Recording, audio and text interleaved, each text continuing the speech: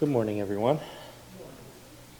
Our sermon for this morning will be taken from two passages in the Gospels, but we're going to start, first of all, in Luke's account in chapter 2. So if you'd like to turn there, that'll be where we begin. One of the interesting aspects of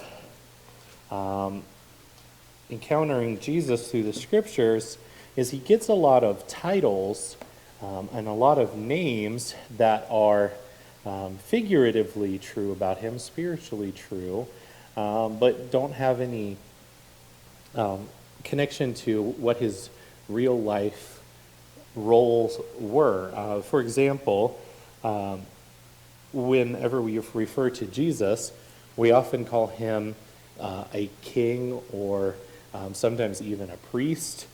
He didn't offer sacrifices in the temple. He never sat on a throne and issued rules and judgments from there. And he certainly never led an army like a king normally would.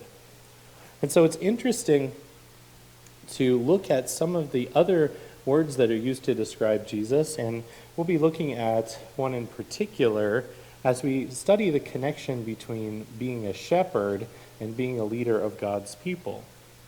It's certainly easy to start making that connection metaphorically when you start thinking of God's people as being his sheep. But what was it about being a shepherd that was important for Jesus in the spiritual lineage that he was following along in? We often talk about things in the Old Testament as pointing forward towards Jesus, as things that were sort of backwardly dependent on Jesus coming to have meaning, that they're ultimately given their full meaning when Jesus arrives. But in the same way, we can sort of think of it in the opposite direction too. Jesus had to fulfill a lot of the expectations that were set up prior to his coming. He had to look like, in one way or another, or fulfill in one way or another, the ways that the prophets and the leaders, those anointed by God who had come before him, had also been servants of God. And so, in what way is Jesus a shepherd, and how does he fulfill this lineage that really starts with Abraham? Abraham leaves the city of Ur after God calls him and becomes a shepherd and leads flocks all the way to the promised land and spends time there. Moses, after he leaves the palace of Pharaoh, goes and becomes a shepherd and then leads the flocks again in the wilderness as the people wander. David, Jesus' ancestor and the first king who is in the line of David, who God calls, is called while he is serving as a shepherd. And so when Jesus steps into this role, it's important that he is a shepherd in the same sense that they are. Not necessarily that he has that as a profession. Jesus' profession is preacher, right? His dad might be a carpenter, but when Jesus starts out on his own, he is a rabbi. He is a teacher. And so he doesn't follow in the footsteps of his ancient ancestors or even his, earthly father. But he still, nevertheless, fits the type of a shepherd in a meaningful way. The first place we'll be looking at is where some shepherds are given the notice that Jesus has been born. This is in Luke 2 and starting in verse 8. There were shepherds living out in the fields nearby, keeping watch over their flocks at night. An angel of the Lord appeared to them, and the glory of the Lord shone around them, and they were terrified. But the angel said to them, "Do not be afraid. I bring to you good news that will cause great joy for all the people. Today in the town of David, a Savior has been born to you. He is the Messiah, the Lord. And this will be the sign to you. You will find a baby wrapped in cloths and lying in a manger." Suddenly, a great company of the heavenly host appeared with the angel, praising God and saying, "Glory to God in the highest heaven, and on earth peace to those on whom his favor rests." When the angels had left them and gone into heaven, the shepherds said to one another, "Let's go to Bethlehem and see this thing that has happened, which the Lord has told us about." So they hurried off and found Mary and Joseph and the baby who was lying in the manger. When they had seen him, they spread the word concerning what had been told to them about this child, and all who heard it were amazed at the shepherds said to them, what the shepherds said to them. But Mary treasured up all these things and pondered them in her heart. The shepherds returned, glorifying and praising God for all the things they'd heard and seen, which were just as they had been told. So, who are the first people outside of Jesus' family who get news that he is to be born? Now, we know that Mary's cousin Elizabeth knows because John the Baptist's mother is a forerunner of Mary, just as much as John the Baptist is a forerunner of Jesus. But outside of Jesus' family, this is really the first people who get the message that the Messiah has been born, the one that God had promised. He doesn't send word to soldiers. He doesn't send word to the high priest. He doesn't send word to people working in a vineyard. He doesn't send word to fishermen. He doesn't send it to the people who weave or the people who make baskets. He doesn't send it to people who work in the bank and change money. He doesn't send it to the tax collectors and the sinners. Who does God send word to through the company of angels that the Messiah has been born? He sends word to those who have been the leaders of his people from the beginning. Now, there's a lot of preachers out there who like to speculate about what these shepherds were and who they were shepherding for. There's some people who say, oh, these are the shepherds who work for the Levites, and these would have been the sheep that would have been sacrificed in the temple.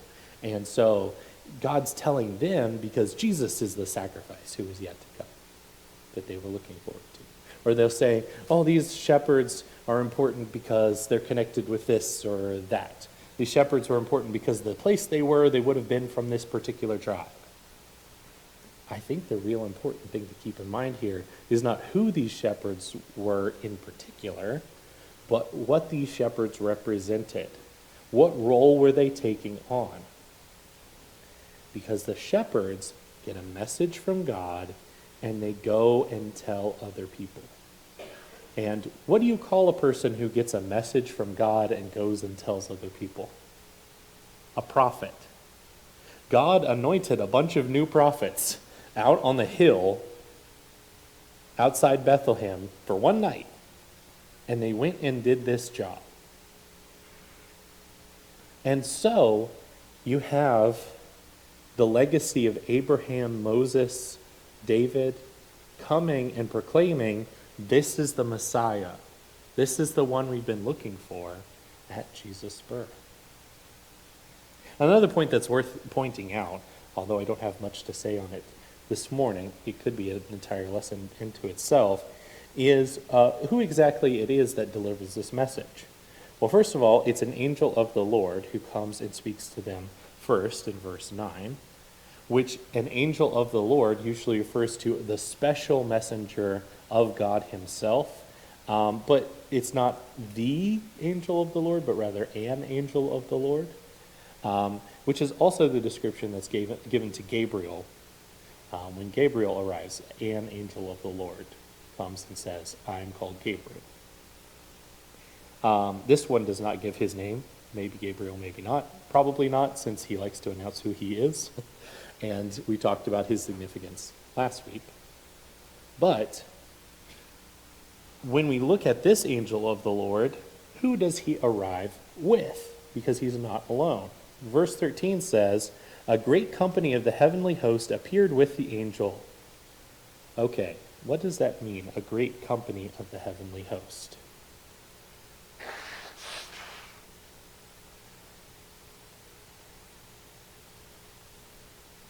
This is one of those times when I'm going to get picky with the Bible editors and Bible translators and what words they choose. Sometimes they like to sound Bible-y. They like to sound scriptural. And so they pick words that sound more in line with what they've heard rather than closer to what the actual meaning is. Well, you already know what a company is if you've ever been in the military, especially if you've been in the army. Well, what's a host? Host is an old-fashioned word for a group of soldiers. So God announces Jesus' birth, not with a choir, not with a crowd of people celebrating, but with the army of heaven announcing that their king has arrived. And so all of these shepherds before who led armies, Abraham fought against the kings of Canaan. Moses fought against the kings across the Jordan. David fought against however many different groups of people through his whole bloody career as king. They all had armies behind them. And what is the army behind King Jesus? It's the army of angels in heaven. And so that army shows up and says, our king has arrived. Glory to God in the highest heaven, on earth peace to those on whom his favor rests. But Jesus doesn't just arrive and get announced to shepherds so that people would associate him with a shepherd indirectly. But in John chapter 10, he in fact calls himself a shepherd. And I think it's worth looking at this passage to draw some connections to Jesus' arrival and birth here in Luke chapter 2. So John chapter 10, and starting in verse 1, we're going to see Jesus responding to the Pharisees. Now chapter 9 is about Jesus healing a man who had been born blind. And this made the Pharisees angry. Because they always get angry at the things that should make them happy. And they always get happy about things that would make anyone else angry because of the perversity of their minds. Jesus heals a man who's born blind. They cause a big controversy about it. And then Jesus tells them, it's actually you who are spiritually blind. And they argue with him and say, why are you calling us blind, Jesus? And he describes their blindness in this way. Chapter 10, verse 1. Very truly I tell you, Pharisees, anyone who does not enter the sheep pen by the gate, but climbs in by some other way, is a thief and a robber. The one who enters by the gate is the shepherd of the sheep. The gatekeeper opens the gate for him, and the sheep listen to his voice. He calls his own sheep by name and leads them out. And when he has brought out all his own, he goes on ahead of them, and his sheep follow him, because they know his voice. But they will never follow a stranger. In fact, they will run away from him, because they do not recognize a stranger's voice. Jesus used this figure of speech, but the Pharisees did not understand what he was telling them. Therefore Jesus said again, truly, I tell you, I am the gate for the sheep. All who have come before me are thieves and robbers, but the sheep have not listened to them. I am the gate. Whoever enters through me will be saved. They will come in and go out and find pasture. The thief comes only to steal and kill and destroy. I have come that they may have life and have it to the full. I am the good shepherd. The good shepherd lays down his life for the sheep. The hired hand is not the shepherd and does not own the sheep. So when he sees the wolf coming, he abandons the sheep and runs away. Then the wolf attacks the flock and scatters it. And the man runs away because he's a hired hand and cares nothing for the sheep. I am the good shepherd. I know my sheep, and my sheep know me, just as the Father knows me and I know the Father. And I lay down my life for the sheep. I have other sheep that are not of this sheep pen. I must bring them in also. They too will listen to my voice, and there shall be one flock and one shepherd. The reason my Father loves me is that I lay down my life, not only to take it up again. The reason I lay down my life, let me try this again. The reason my Father loves me is that I lay down my life only to take it up again. No one takes it from me, but I lay it down of my own accord. I have authority to lay it down and authority to take it up again. This command I received from my Father. The shepherds that Jesus is following along behind all had a particular role that they had to fulfill. You'll remember David was famous for killing lions and other animals that were trying to attack his flock with his sling that he ultimately used to defeat Goliath. That the shepherd's role is to be there and to keep the dangers of the outside world away from the flock, not so the flock can stay in the pen, but that while the flock has to go around, travel and do all the things you need to do to find food, find water, and to be safe, that the flock can be tended to, can be taken care of. And the one who owns the sheep, the one who is the true shepherd, has more care for the sheep than someone who's merely hired to look after them. When the danger comes, the hired hand runs away, but the shepherd stays. And of course, that's to say nothing of the thief. We started with the thief there. The thief is not concerned with the well-being of the sheep in the slightest. The thief wants to fill his pockets.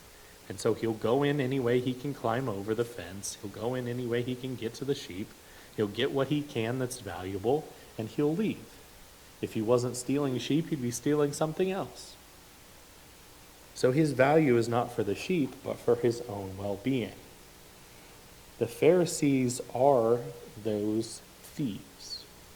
They don't come through the door, but they come through whatever way they can find for their own profit, for their own benefit.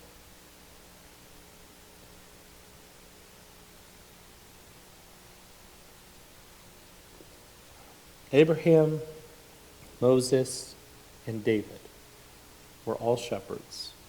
They were all prophets. They were all leaders of God's people. But they all held a sword in their hand, and they all killed and destroyed to protect God's people. Jesus becomes the one to break that curse, because instead of killing on behalf of his people, this shepherd lays down his life on behalf of the sheep. And not only that, but he says very strongly that no one takes his life from him, but he lays it down of his own accord, and because of who he is, because he is the good shepherd, he has the authority to take it up again. If Abraham died on behalf of his people, he stayed dead. If Moses died on behalf of his people, he would have been buried. If David died for the sake of his subjects, he would have remained deceased. There was no one but this one shepherd, this final leader who has been appointed to come, to live, and to die, and then be resurrected again, so that the flock can have hope and that their shepherd can remain with them. The amazing part of this, too, is that Jesus is very clearly talking about the mistreatment that the Jewish people had suffered at the hands of leaders like the Pharisees. He makes that very clear, and John makes sure we don't misunderstand it either. When he says in verse 6, he's talking about the Pharisees. He makes it pretty explicit there. But then he also adds a word in there that benefits the rest of us, those of us who were not born of the Jewish people. He says in verse 16, I have other sheep that are not of this sheep pen, and I must bring them also. They too shall be one flock, and these two will listen to my voice, and there shall be one flock and one shepherd. Jesus came as a shepherd not to rescue only some people and not to protect only a few, but to protect those who hear and recognize his voice as the one who is there to protect them. If you've heard Jesus' voice and you've chosen to follow him, you know what that means.